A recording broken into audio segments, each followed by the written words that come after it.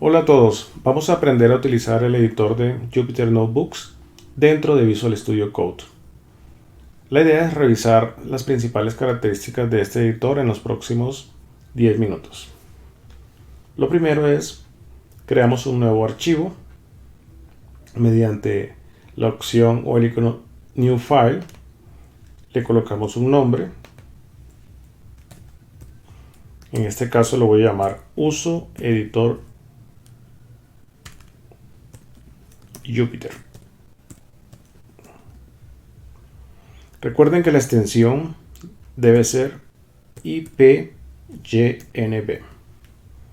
Inmediatamente nos abre un nuevo archivo en esta parte derecha. Entonces, para captar toda la atención voy a presionar en el explorador para que me quede la pantalla completa. Y aquí tenemos una primera celda. En esta primera celda podemos agregar, básicamente es una celda de código que se crea por defecto. En esta primera celda vamos a agregar unas líneas sencillas de código. Voy a asignar un valor a la variable A, un valor a la variable B, y voy a imprimir o a mostrar el resultado de la suma de esas dos variables, A más B. Para ver el resultado de esta celda, de este código que tenemos acá, damos clic sobre el icono del triángulo en la parte izquierda de la celda y nos aparece el resultado. Si quiero agregar una nueva celda, simplemente doy en el icono más code, o también me aparece hacia la parte inferior de la celda, me aparece. De ambas formas las puedo agregar. Voy a agregar un nuevo código en la parte inferior, una nueva variable de igual a 100. Y nuevamente voy a imprimir el resultado de esta variable. Para ejecutar nuevamente, presionamos el icono. Voy a hacer un cambio en la celda de la parte superior. Ahora A va a tener un valor de 50 y la celda de la parte inferior, la variable D, va a tener un valor de 500. Podría correr estas celdas una por una, pero existe una opción en la parte superior que es poder ejecutar todas las celdas de una vez. Probemos esta opción. Observamos que todas las celdas se ejecutaron. También tengo otra opción para borrar el resultado que ha arrojado cada celda. Presionamos esa opción y vemos que ya no tenemos resultado. Y ejecutamos nuevamente todas las celdas. Una de las ventajas de trabajar con Notebook es que se puede documentar de una manera muy práctica todo el código que estamos desarrollando. Entonces voy a agregar una nueva celda, pero en este caso una celda tipo Markdown que me permite colocar información para documentar el código. Entonces, con el símbolo de número puedo colocarle un título. En este caso voy a colocar el título Uso del editor de texto o el editor Jupyter. Para ver el resultado de esto, simplemente doy clic acá en parar la edición de la celda y me aparece un título. Puedo tener títulos de distintos tamaños. Para este caso voy a editar la celda y si quiero un tamaño más pequeño, simplemente agrego un nuevo numeral y nuevamente paro la edición.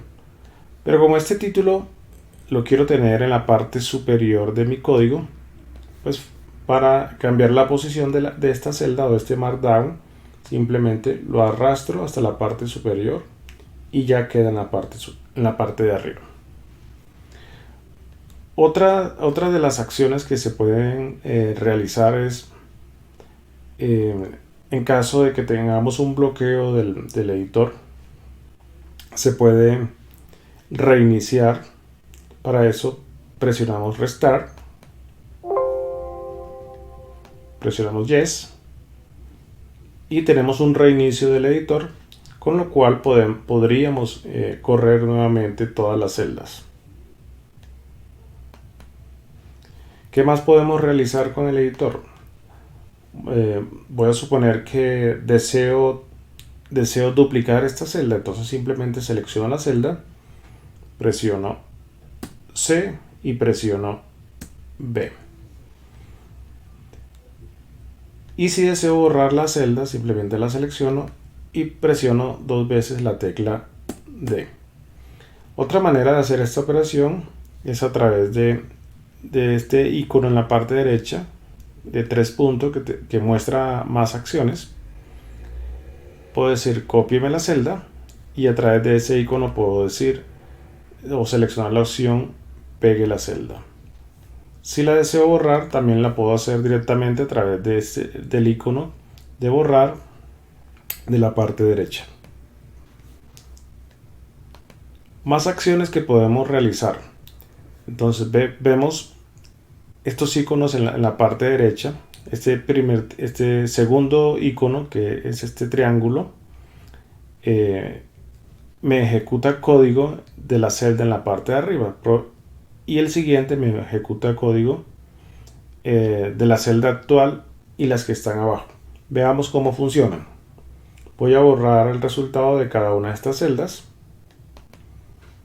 Me voy a ubicar en la segunda celda y voy a probar este que dice ejecutar arriba de la celda donde actualmente estoy ubicado. Al presionarlo, vemos que se ejecuta la celda inmediatamente superior.